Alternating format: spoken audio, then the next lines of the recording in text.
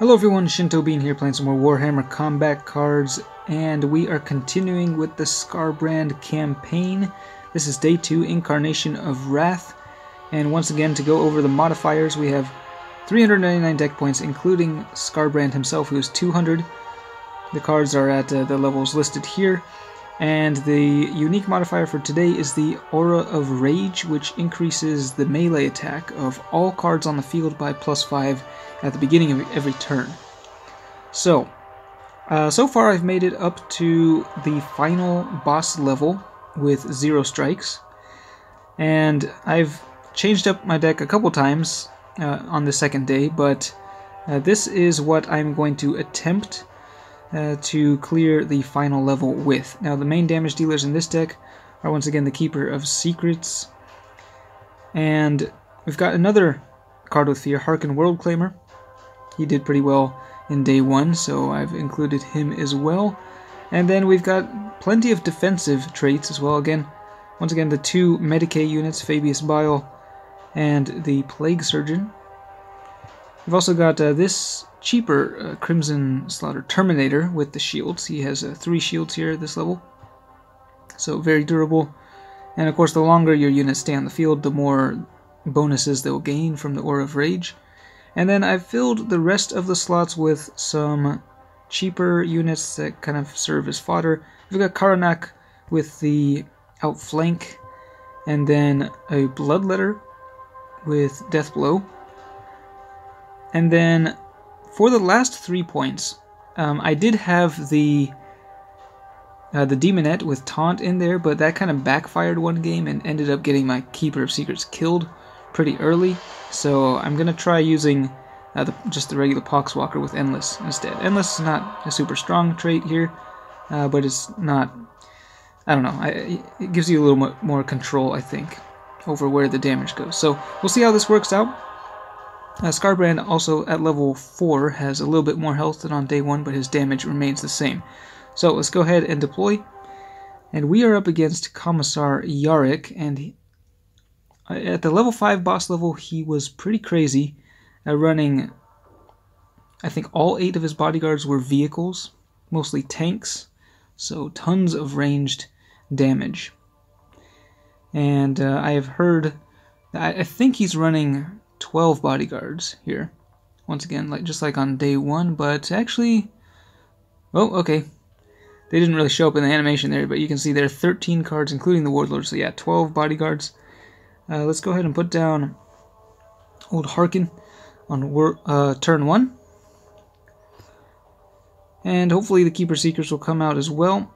So there is the first card, a Valkyrie, with plenty of range damage, lots of health as well. There's the Keeper Secrets. Alright, so the question is where to deploy it. I don't know.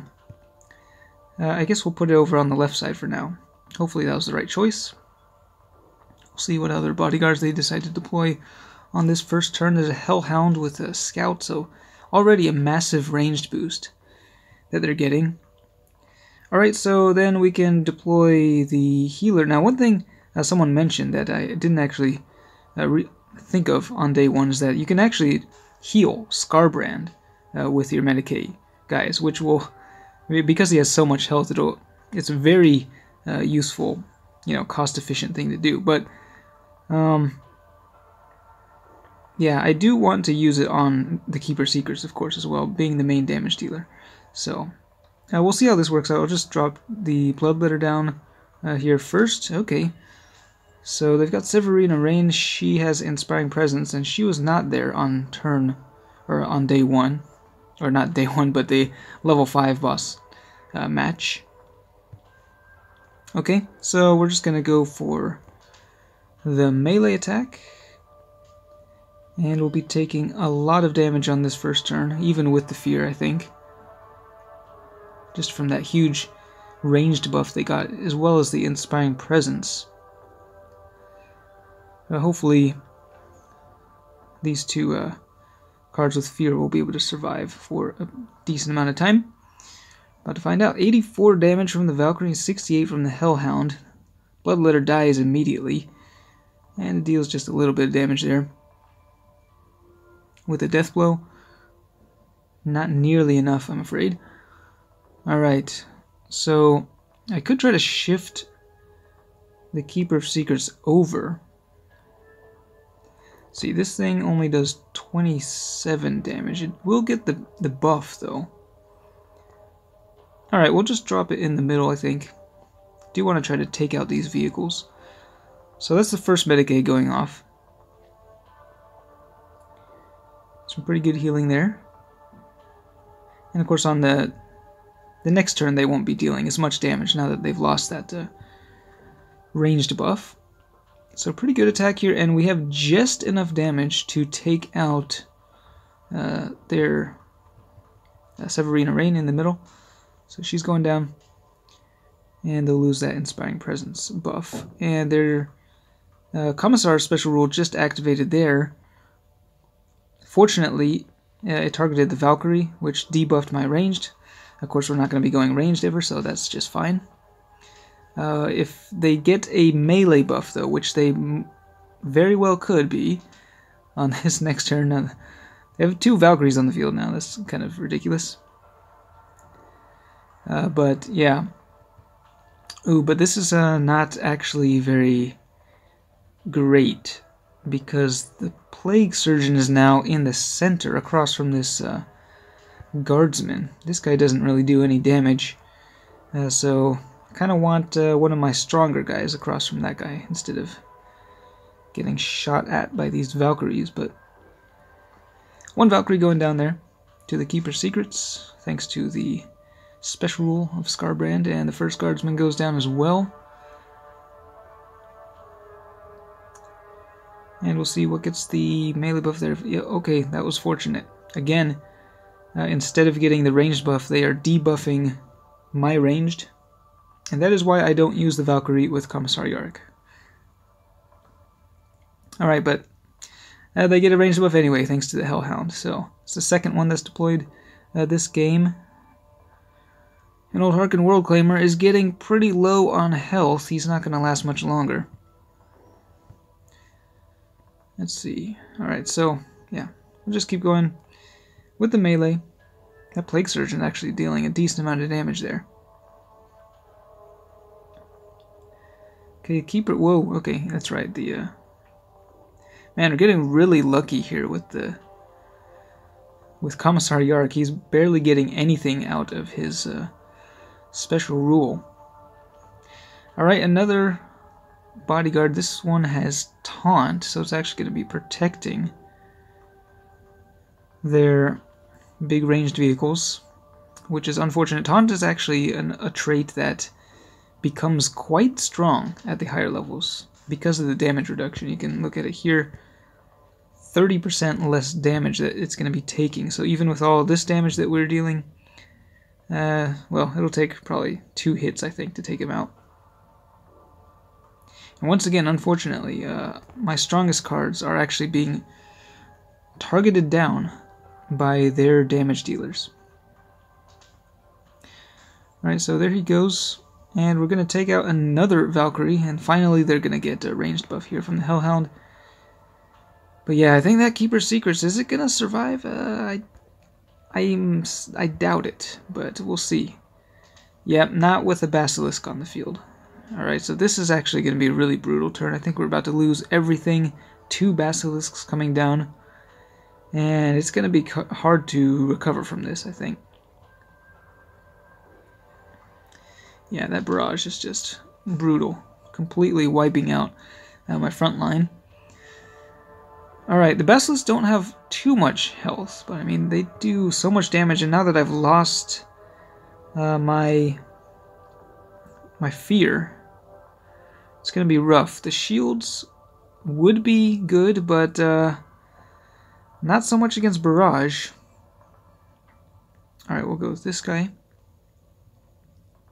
And the Basilisk, of course, don't have a melee attack, but the Hellhound is actually gaining a melee attack every turn as well. So I'm going to go ahead and I think I might just deploy Skarbrand.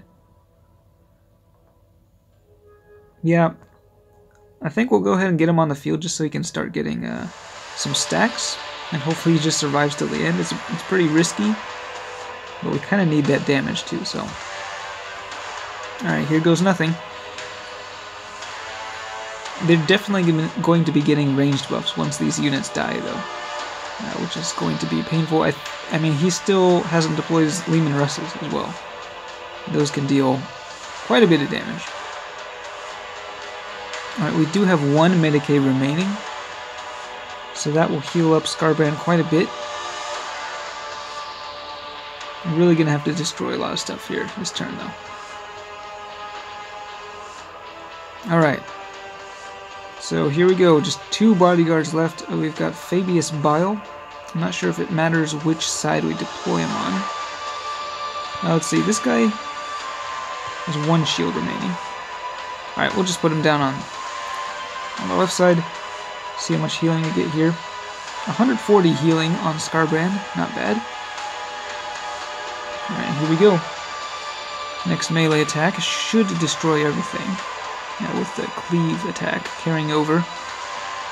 But yeah, look at those ranged buffs that they're getting. This next turn is going to be really brutal. 3 bodyguards remaining. Let's see what they have. Okay, the guardsman is coming over into the left lane, and here come the tanks. The 2 Leman Russes with their massive precision shots. This is going to do so much damage. I mean, their base attack is at 90. And they also have a melee attack as well. Oh, that is not cool. Well, the Terminator miraculously survives. But he's going to get actually killed by the counterattack. Alright, well, we have no choice but to continue going melee. And now I'm going to have to deploy my final bodyguard. Skarbrand's at 375 health. Is he going to have enough? I mean, he should have enough melee attack to kill Commissar Yarrick in 1 hit. And the problem is the tank's going to finish him off before then. Again, every time one of those guardsmen dies, they get more ranged damage. And Skarbrand, unfortunately, does not have any ranged attack. Fabius Bile, unfortunately, does not have enough ranged to take out the guardsman. It's going to be very close. I hope that tank doesn't kill the little poxwalker there, else we're going to be in trouble. But hey, I think we might be able to pull this off. Yeah, looking like things are swinging in our favor this time. So this time we'll be able to take out, actually might be able to take out both tanks here. We've got the double whammy there, both parts of a special rule activating. And Skarbrand just smashes that second tank apart. Now Commissar Yarrick is deploying, and he can deal a pretty good melee attack with that amount of boost melee bar charged up, but definitely not going to be able to deal 234 damage in 1 turn, that's for sure. So, I mean, it was looking pretty scary when those tanks deployed, but Skarbrand was able to just tank a lot of that damage, and now we can chop up their warlord and seal the deal. And that is day 2. Final mission cleared. It was definitely a fun deck to play against. The little infantry mixed in there kind of threw me off a little bit. It was a little more straightforward with just the tanks. But, yep, that is no more Imperium after today. We're going to be moving on to battling the Eldari in the final phase of this exploration. But hopefully if you're playing this, you were able to make it through to the end. Go ahead and claim this final reward. It's just a pack of cards, mostly commons I think, so nothing too crazy if you weren't able to clear that final mission. It is a pretty tough one. Hey, legendary. And it's a Valkyrie. Look at that. Not that I need any more of those, but alright, so far been pretty lucky. I haven't gotten a single loss in the first 2 days, so it's definitely a pretty manageable exploration if you have the right cards. Again, the Keeper Secrets is definitely one of the big MVPs here, other than, of course, Skarbrand himself. And it looks like I've been able to clear the missions as well. I think this is the final reward. Yep, so that's out of the way. Let me know how the second day went for you, and if you have any other questions or comments, or if you'd like to share what sort of build that you were using. I'd definitely like to read that in the comments, so let me know. Thanks for watching, and I will see you next time.